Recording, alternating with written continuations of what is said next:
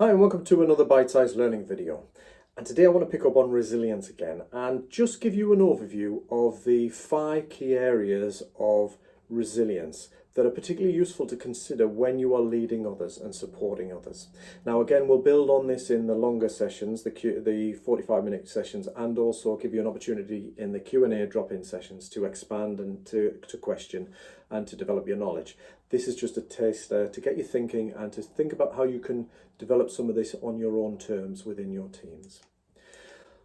So I want to introduce you to what is the Roffey-Park model of resilience. And you will find links to a diagnostic which can be useful for yourself and for those members of your team to identify where perhaps our strengths and areas for development. But for now, I'm going to give you a quick overview.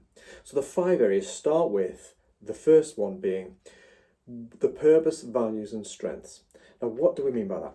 Well, we need to identify both as a team, but also as in each of the individuals. Are you all clear what the purpose of your team is in the work it's doing? It might be towards an initiative, supporting a cause or an association. But the point is, are you clear about that purpose? So as a team, you may have good clarity around that. But sometimes when there's been a lot of change and upheaval, that can sometimes get a bit blurry. So it's about being clear about that. But within that, it's also about identifying each individual. Are they clear about their purpose? The purpose that they serve within the team towards the bigger purpose. So that's something just to tackle there, perhaps in your one-to-ones. And then also just starting to identify the values. What are the values that you hold true within the team and that you expect and agree as members of the team are important? Now, obviously, we need to factor that into the bigger picture of the university values. Really important to do that. But this is an opportunity to tailor the language and what they mean to you at the level of your team and for individuals. And then the strengths is a really powerful way to just spend time to focus on, well, what are we each good at? What are the things that we love to do and potentially have some real gifts or skills that we can bring to the table here to help us fulfill the purposes that we are striving towards. That is a really positive thing, and there's clear research around this that resilient individuals are very good at playing to their strengths.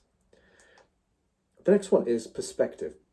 And again, we'll do a bit more in the session, the longer session, but this is about how do you manage that challenge that we can often have where we can lose perspective on situations. How many times have you found yourself getting an email or a message where you think, right, I'm not having that, and we're about to press send on an email you should never press send on, because we've lost perspective. We've lost how that one small thing potentially fits into the bigger picture. So what I want you to think about is, how do you react in moments of overwhelm? Do you tend to lose perspective? And what are the tools in the kit that can help you get back a bit more perspective?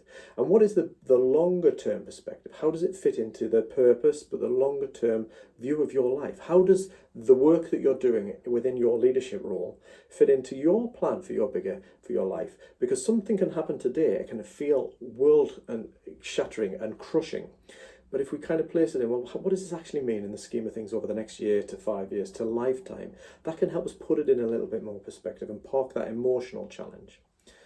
The third one is connections. And again, we'll do more in the session, but this is about recognizing the power of connections. And for me, within the team as a leader, is to recognize that as a leader, you can also follow.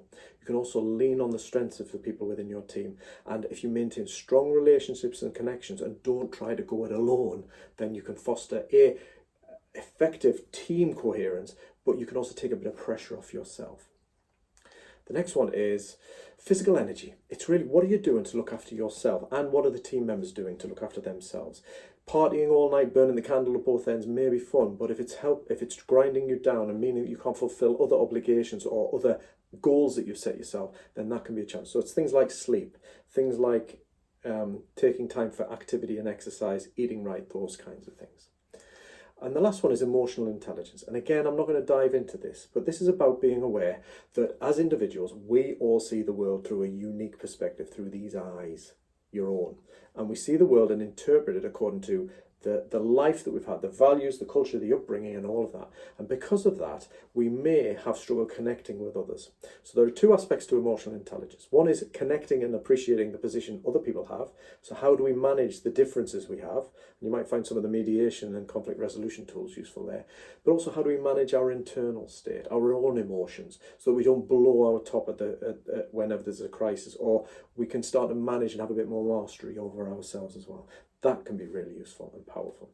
So those are the 5 key elements. And again, it's just an overview and a taste that we will expand on. But I guess the question is, what area could you focus on yourself for development, or for some further digging and learning and development? Because no doubt you'll be comfortable with some and not so comfortable with others. That's called being human. So pick an area and see if you can dig a bit more and pick up some tools and tactics to develop yourself in that area.